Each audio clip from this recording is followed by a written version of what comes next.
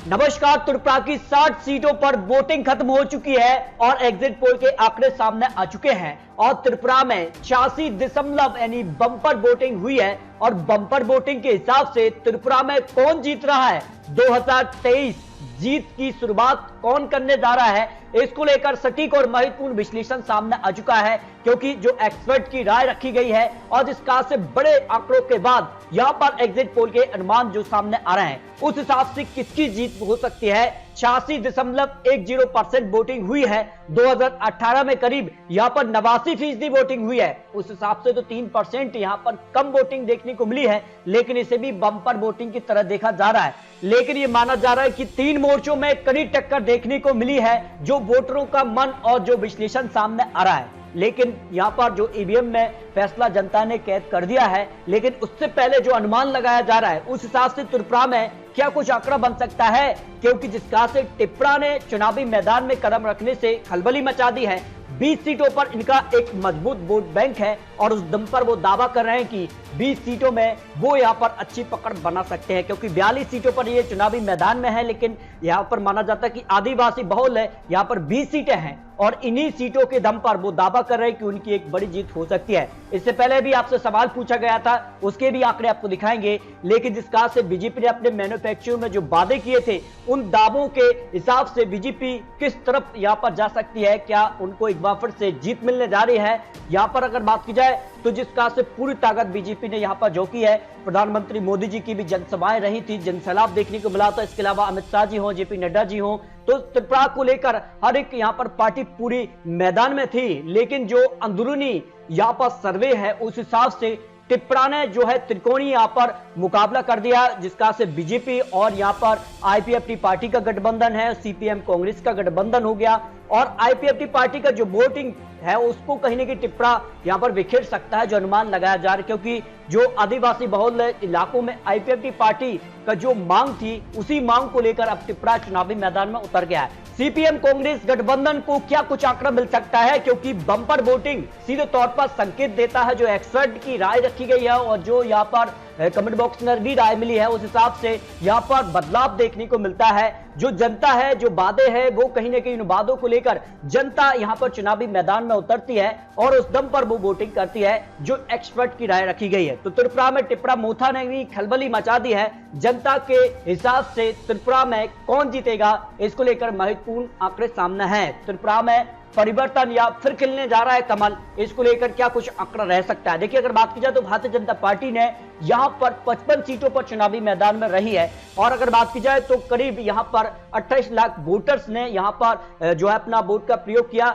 और 259 यहां पर प्रत्याशी चुनावी मैदान में थे और इस चुनाव में भारतीय जनता पार्टी ने 55 उम्मीदवार चुनावी मैदान में उतारे, जबकि उनकी सहयोगी आईपीएफटी पार्टी को यहां पर करीब 5 सीट मिली, लेकिन आईपीएफटी पार्टी ने यहां पर 6 उम्मीदवार को चुनावी मैदान में उतारा, यानी बीजेपी के खिलाफ 1 उम्मीदवार यहां पर चुनावी मैदान में रहे। इसके अलावा बात की जाए तो जो यहां पर आईपीएफटी पार्टी को 2018 में यहां पर 9 सीटों पर बीजेपी ने यहां पर चुनाव लड़ने के लिए दी थी, लेकिन इस बार उन्होंने 5 सीट ही दी है। इसके अलावा सीपीएम ने यहां पर 43 सीटों पर चुनाव लड़ा, कांग्रेस ने 13 सीटों पर चुनाव लड़ा है। इसके अलावा कुछ सहयोगियों को भी यहां पर एक सीट यहां पर दी है। इस तरह से अगर बात की जाए तो कम्युनिस्ट पार्टी ने जो गठबंधन किया है कांग्रेस के साथ, इसके अलावा कुछ अन्य दलों को भी साथ रखा है, तो कहीं ना कहीं अंदरूनी तौर पर एक महागठबंधन यहां पर बना है और ये महागठबंधन कहीं ना कहीं जिसका से यहाँ पर त्रिपुरा के साथ भी ये माना जा रहा है कि कहीं ना कहीं अंदरूनी यहाँ पर जो है गठबंधन हो सकता है। अगर ऐसा कुछ रहा तो फिर यहाँ खलबली मच सकती है, जिसका से त्रिपुरा ने यहाँ पर 42 उम्मीदवार अपने उतारे हैं, लेकिन 20 सीटों पर उनका एक अच्छा वोट बैंक है और उसी दम पर यहाँ पर वो चुनावी मैदान में है और दावा कर रहे हैं कि इस बार वो बड़ा कुछ कर सकते हैं। इसके अलावा बात की जाए तो एआईएम पार्टी भी चुनावी मैदान में थे, 28 उम्मीदवार उतारे हैं। इसके अलावा अगर बात की जाए तो काफी कुछ सियासी हलचल हुई है। बीजेपी ने भी यहां पर जो है अपने मुख्यमंत्री को बदला है। उसके बाद अब जनता क्या कुछ करेगी, जनता क्या 2023 में बड़ा बदलाव लाएगी या फिर बीजेपी को जीत दिलाएगी, इसको लेकर महत्वपूर्ण आंकड़े सामने आ चुके हैं। देखिए, 2013 में जहां बीजेपी को 0 सीट थी, बीजेपी 1.5% ही लोग उनसे जुड़े थे, जबकि कांग्रेस को 36% वोट शेयर के साथ 10 सीटों पर जीत मिली थी और कम्युनिस्ट पार्टी को यहां पर 48% वोट शेयर के हिसाब से 48 सीटें मिली। लेकिन 2018 में अब बदलाव देखिए, यहां पर जब बदलाव हुआ उस समय यहां पर 89% यानी बम्पर वोटिंग हुई थी और ये बड़ा उलटफेर होने की संभावना लगाई जा रही है कि बम्पर वोटिंग का फायदा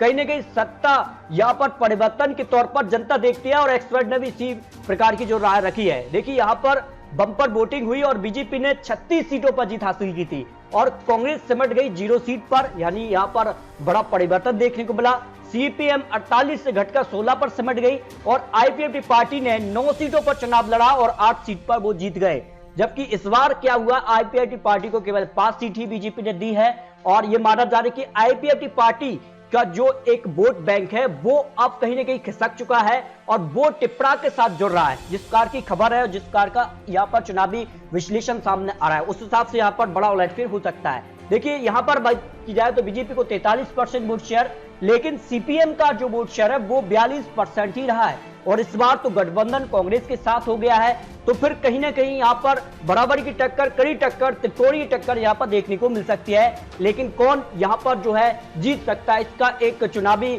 अनुमान जो लगाया जा रहा है उस हिसाब से अब देखें कि खोबई की 6 सीटों की अगर बात की जाए तो आईपीएफटी पार्टी बीजेपी को यहाँ पर 4 सीटें मिल सकती है गठबंधन को, जबकि सीपीएम कांग्रेस गठबंधन को 2 सीटें मिल सकती हैं। इसके अलावा टिपरा यहाँ पर 0 सीट पर आ सकती है। गोमती जिले की 7 सीटों में बात की जाए तो आईपीएफटी पार्टी और बीजेपी गठबंधन को यहां 2 से 3 सीटें मिल सकती है, जबकि सीपीएम कांग्रेस गठबंधन को 3 से 4 सीट मिल सकती है और टिपरा यहां पर अपना खाता खोल सकता है। धलाई जिले की 6 सीटों की बात की जाए तो आईपीएफटी पार्टी को यहां पर बीजेपी गठबंधन को 0 से 3 सीट और यहां पर 3 ही सीट यहां पर सीपीएम कांग्रेस गठबंधन को जा सकती है। टिपरा को यहां पर 0 सीट मिल सकती है। उत्तरी त्रिपुरा की 7 सीटों की बात की जाए तो आईपीएफटी पार्टी बीजेपी गठबंधन को 0 से 4 सीट मिल सकती है और यहां पर सीपीएम कांग्रेस गठबंधन को भी यहां पर 0 से 3 सीटें मिल सकती है और टिपरा यहां पर 0 सीट आ सकती है। पश्चिम त्रिपुरा की 14 सीटों में अगर बात की जाए तो बीजेपी और आईपीएफटी पार्टी गठबंधन को यहां पर 10 सीटें मिल सकती है। सीपीएम कांग्रेस गठबंधन को यहां पर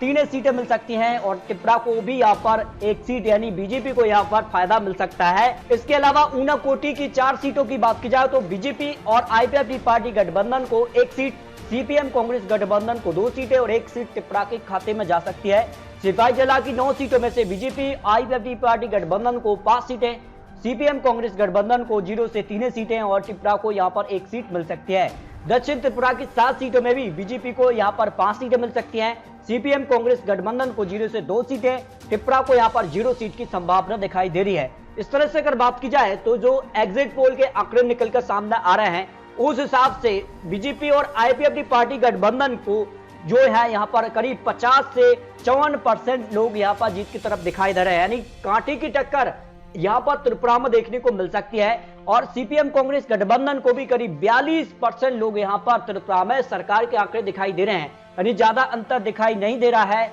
और जिस कार का बम्पर वोटिंग हुई है उसके बाद तो यहां पर काफी कुछ हलचल है, बिल्कुल कड़ी टक्कर यहां पर देख सकते हैं। 50-50% का आंकड़ा देखने को मिल सकता है। एग्जिट पोल का जो अनुमान है उस हिसाब से भी बीजेपी को करीब 30 से 35 सीटें यानी बहुमत का आंकड़ा बीजेपी को मिल भी सकता है या फिर उस आंकड़े से बीजेपी पीछे भी रह सकती है, क्योंकि 2018 में जहां आदिवासी बहुल इलाकों से बीजेपी ने 20 सीटों में से 18 सीटें उनके गठबंधन को मिली थी, लेकिन इस बार टिपरा के चुनावी मैदान में उतरने से यहां बीजेपी को कहीं ना कहीं कुछ यहां पर कमी या फिर कह सकते हैं यहां बीजेपी को नुकसान हो सकता है। अगर नुकसान नहीं होता है तो फिर बीजेपी आराम से यहां पर एग्जिट पोल के अनुमान से और जो यहां पर आंकड़ा बन रहा है उस हिसाब से फिर बहुमत के आंकड़े को पार कर सकती है। अगर टिपरा ने यहां पर बीजेपी को या फिर आदिवासी जो वोटर्स हैं उसमें कमी लाई तो फिर बीजेपी का आंकड़ा घट सकता है। देखिए कांग्रेस और सीपीएम गठबंधन की अगर बात की जाए तो उनके गठबंधन को भी करीब 20 से 28 सीट तक यहां पर जो है सीपीएम कांग्रेस गठबंधन ही पहुंच रहा है। इसके बाद देखिए अगर टिपरा को यहां पर करीब अगर 4 से यहां पर 6 सीट या 10 सीट यहां पर टिपरा निकाल लेता है जो आदिवासी बहुल उनका क्षेत्र है तो फिर यहां पर खेला हो सकता है, क्योंकि जो मांग यहां पर टिपरा ने रखी है, जो यहां पर यहां की जनता की जो मांग थी उस जनता के मांग के हिसाब से वो चुनावी मैदान में है और तो त्रिपुरा को लेकर जनता ने अपना फैसला ईवीएम में कैद कर दिया है। लेकिन इससे पहले जो कुछ चुनावी आंकड़े और चुनावी विश्लेषण सामने आ रहा है उस हिसाब से त्रिपुरा में कांटे की टक्कर देखने को मिल सकती है, क्योंकि त्रिपुरा में जिस कार के गठबंधन देखने को मिले हैं और उसके बाद त्रिपुरा के लिए टिपरा मोथा ने गठबंधन नहीं किया है तो साफ तौर पर है कि यहां पर आदिवासी वोटर्स का यहां पर बिखराव हो सकता है और उसका फायदा फिर कहीं ना कहीं कुछ भी हो सकता है। अगर टिप्रा यहाँ पर कुछ सीटें निकालता है तो फिर किंग मेकर की भूमिका में वो आ सकते हैं। तो इस तरह से यहाँ पर त्रिपुरा में जो है चुनावी गणित 60 सीटों के आंकड़े आपको दिखाए हैं। आपको क्या लगता है त्रिपुरा में क्या बीजेपी का कमल बरकरार रहेगा या सीपीएम कांग्रेस और टिप्रा में से किसकी वापसी होगी? ये काफी महत्वपूर्ण हो जाता है क्योंकि बम्पर वोटिंग तो हुई है और जिस खास से विश्लेषण हो या फिर जो बड़ी एजेंसी हैं जिनका अनुमान है उस हिसाब से त्रिपुरा में जब भी बम्पर वोटिंग हुई है तो फिर परिवर्तन देखने को मिलता है। तो आपको अपने राय कमेंट बॉक्स में जरूर रखनी है त्रिपुरा में किसकी बनने वाली है सरकार, क्योंकि इससे पहले मेघालय और नागालैंड में भी 26 फरवरी को विधानसभा चुनाव है। तो इनको लेकर भी बहुत जल्द आपको महत्वपूर्ण विश्लेषण देने वाले हैं। आपको क्या लगता है अपनी राय रख सकते हैं। मिलते हैं दोस्तों लेटेस्ट और महत्वपूर्ण विश्लेषण के साथ, तब तक के लिए जय हिंद जय भारत।